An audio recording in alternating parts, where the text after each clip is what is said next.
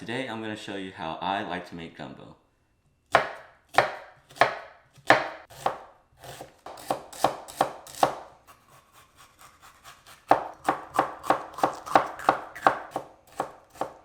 Alright, so we just finished prepping our Holy Trinity, which is celery, onion, and bell pepper.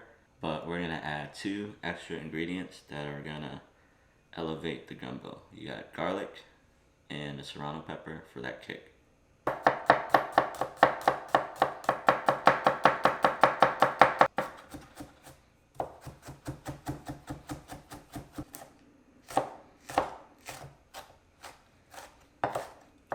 Now we're going to prep our green onion for garnish.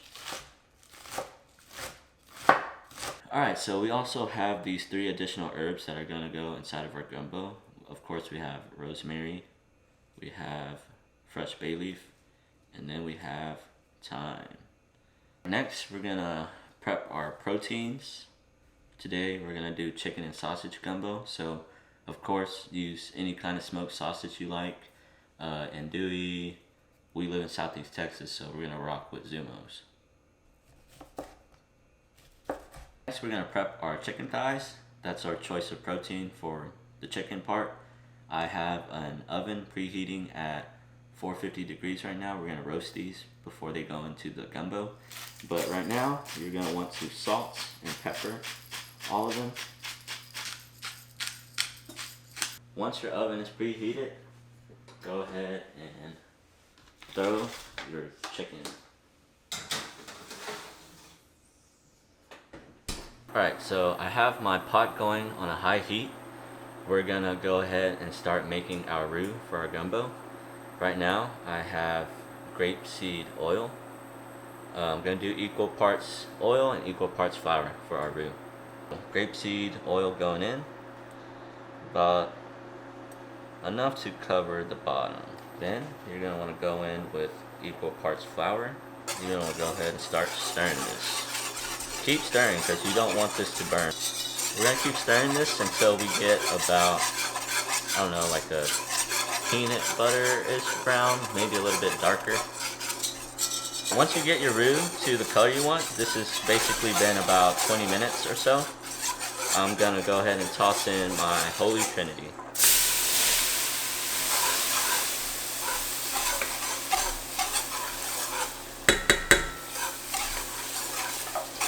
Wow. Man, if y'all could smell this, it smells fantastic.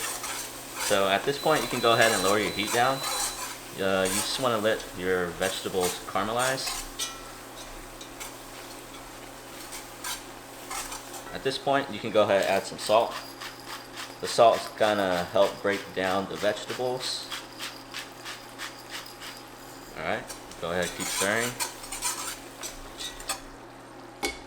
So, go ahead and add my garlic and peppers. Go ahead and stir that in. So after a couple minutes of your vegetables sitting in that roux, this is what I do different. I have an amber beer, fat tire. You're gonna want to use this to deglaze the pan. So once you cook off all the alcohol in your beer, you're gonna want to slowly stir in some chicken broth.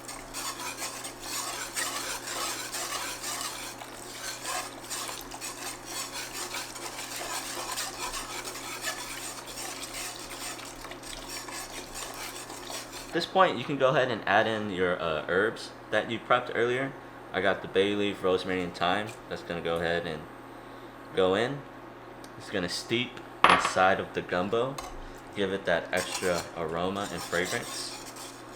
So I'm going to go ahead and add in my second box of chicken broth.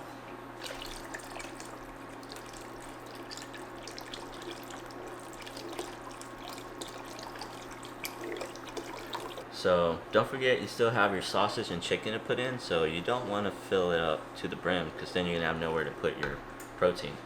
So at this point, I'm going to go ahead and salt it a little bit.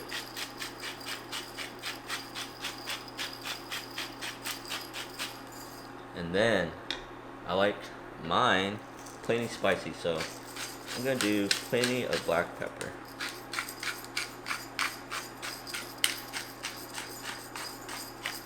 Go ahead and stir that in, and we're gonna let this come up to a boil.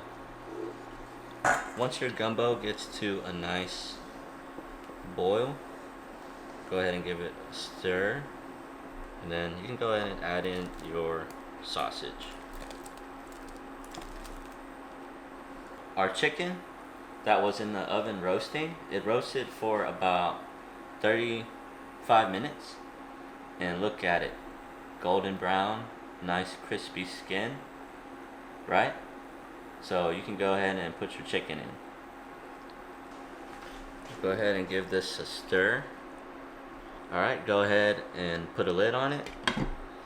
I'm gonna let this simmer for a minimum of 1 to 2 hours, but the longer the better. Alright, so it's been simmering for about an hour and a half. I'm gonna call it good, man. I'm freaking hungry. And yeah, let's make a bowl. Definitely want a chicken thigh. Wow.